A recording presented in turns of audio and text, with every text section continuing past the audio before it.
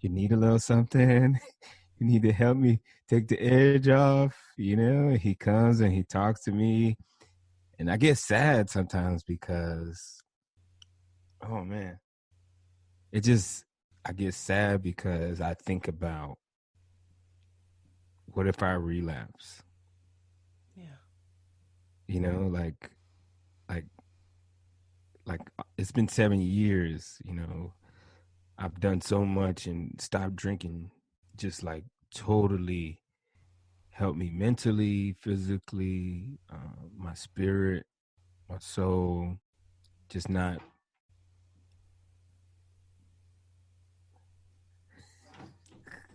The 9-year-old, so I could deal with that. But my soul just, it's scary because, that's what I think about. Like, what if I relapse? What if I can't handle the pressure and I break? So that's one of the scariest things I think about, because then he was like, well, Chris, it's like, hey, Chris, even if you take a little sip, nobody would know. But then, yeah, you're right, nobody would know. But then I'll be living knowing that I just one little sip, I just, Yeah. like, I made a commitment. It was like, I'm done. Like, I'm not doing that anymore. Alcohol will not be a part of my life. It would not control me like that anymore, because I did stupid stuff, man. I would drink till I as many as I could remember, but multiple blackout sessions. Multiple blackout. Like, I knew exactly what would take me there. So if I knew if I drink this sequence, boom, I knew exactly what would take me there. And it was, I've tried many things over the years, and for me, it was vodka, Kettle One with cranberry juice. So, Kettle One with cranberry juice, drink, drink, drink, drink. Trying to space it out or whatever. You try to do the formula when you're a professional drinker. And champagne, a bubbly. So that mix, the champagne would, you know, Wow. yeah, yeah. Every time. Every time. But, finally I crushed it. Habit. But that's definitely, I I get lost sometimes when I'm stressed, and I think about that. Like, what if I relapse? Nobody would know, but I would know. So it's even going around people that drink. I mean, I have alcohol on my house here. My wife drinks. People come over, they drink, or I go with friends, they drink. But I'm at a point where I have to remind people. I be like, I go to, like, I was just the other day, I was at a barbecue with some friends, and it was like, hey man, you want to drink? I was like, I quit drinking, right? And it was like, oh, my bad, but no, it's been, that is the one I would say is a truth I had to deal with my drinking problem. And now it's not an issue anymore, but it's just a memory and just a reminder, some lessons learned. What I've probably one of the lowest points.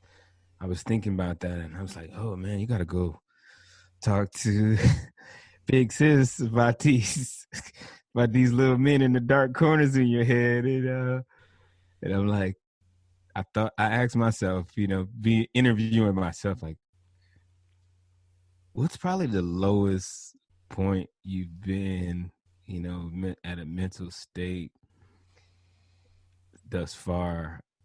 And I think back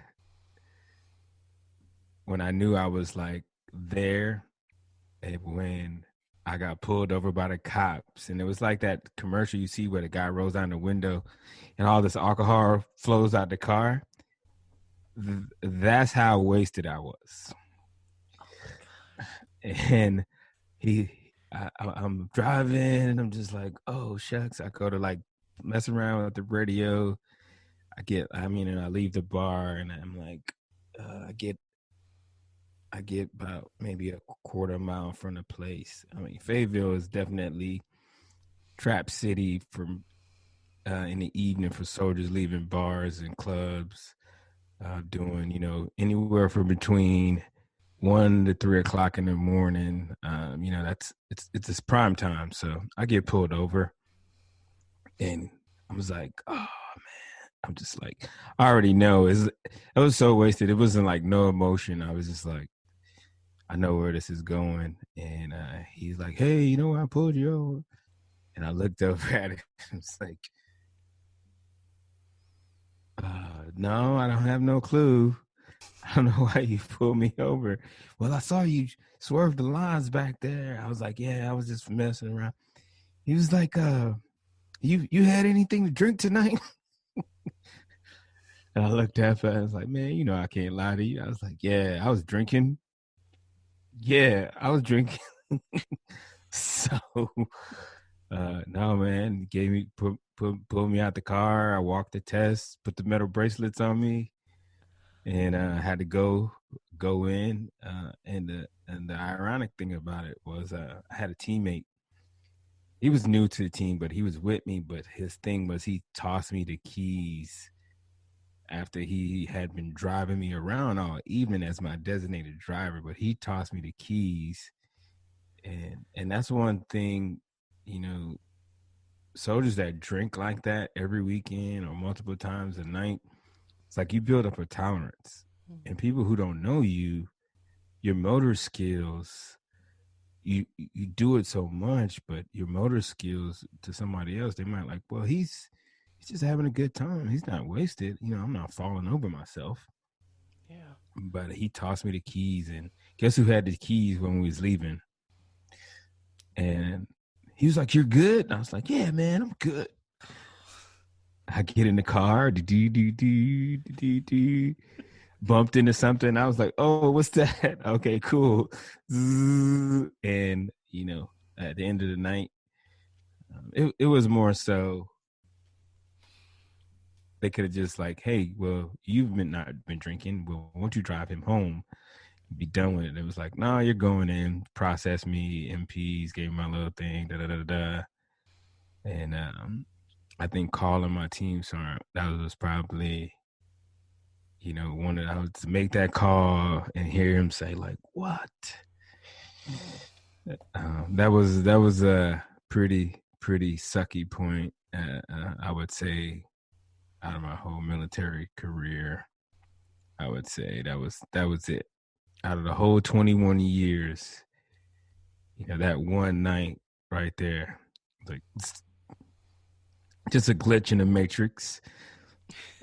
It was a total glitch in the matrix. So, but just mentorship and having the support and just, having people around me, that I knew it was time to stop, Yeah. It was just time to stop. But Did no, that's it. Did you stay the night in jail? No, I didn't. So I was surprised. But that's how it is in Fayetteville. Like if they have a MP there, and if somebody, and because my friend was there, I didn't spend the night. So they just kind of just signed me over to him, and boom, it was done. So So you say that now when you get in these moments where you're gonna have an anxiety attack, and chocolate is your thing, how else do you kind of calm yourself down and push you back in the moment? with my so right now, when I feel like I'm that way and chocolate's not gonna do it, basically I have to just push away from the table a little bit. Let's just like, whether it's be with my family or whatever, I just throw it up. Time out. because they know where I came from Hmm. and they've seen me in different states. And so in my house, it's a straight up like, all right, I need a timeout. Like, leave me alone. And I just give it time, or I might just go to sleep or something like that. Yeah. Or for me, it's funny. For me, one of the things that was like a more of a common mechanism on duty through deployment, especially during my years when I was coming home to just myself, and I had plants. So that was like my thing.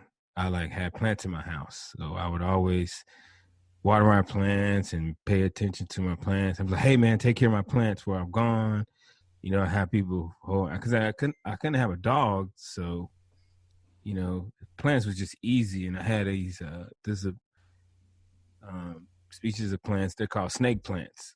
Hmm. So they're very durable.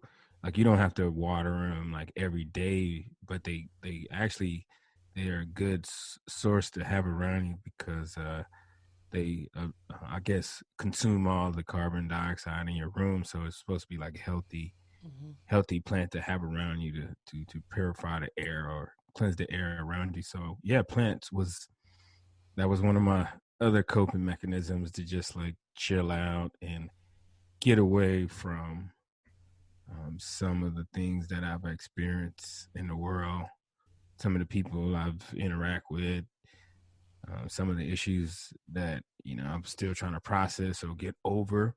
Hmm. So yeah, just a straight up timeout. You know. No, that's good because I know it took me many, many, many years to communicate that I needed space. Instead of saying something like what you're doing, I would lash out in anger Yeah. and I would yell and I'd be irritable and I would just go to my room. And so it was not healthy the way I was doing it. So I like your timeout thing. I think Yeah. that that's really needed. It's hard for us to communicate that part where we're like, all right, I Yeah. need a break. Um, so what is your favorite non-alcoholic drink then? Because I know I don't drink like I used to. That's a whole other story. I I like a sweet tea or a really good like vanilla Dr. Pepper is my favorite. But what do you like to drink? For me, anywhere, like if we go out somewhere, excuse me, if we go out somewhere and people are having like drinks or cocktails, um, sparkling water Okay.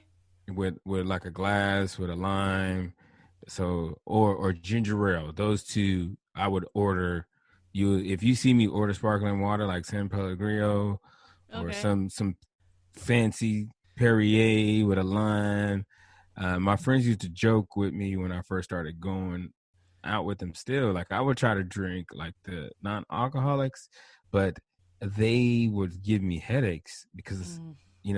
I'd be like, well, I know it's not, it's got like blah blah blah percent alcohol in it, but man, it was like headaches. So I was like, man, stop playing, man. Like don't even play around. So I was drinking Shirley Temples.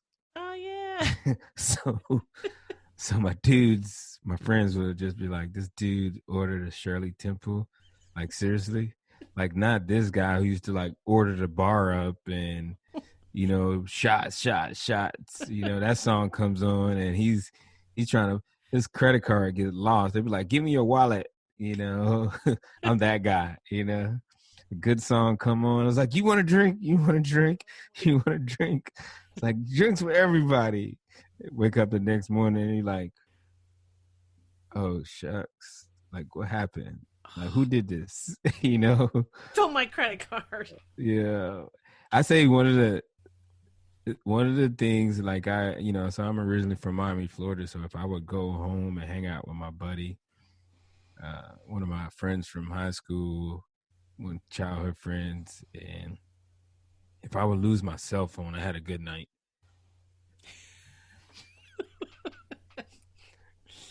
Man. Yeah, if I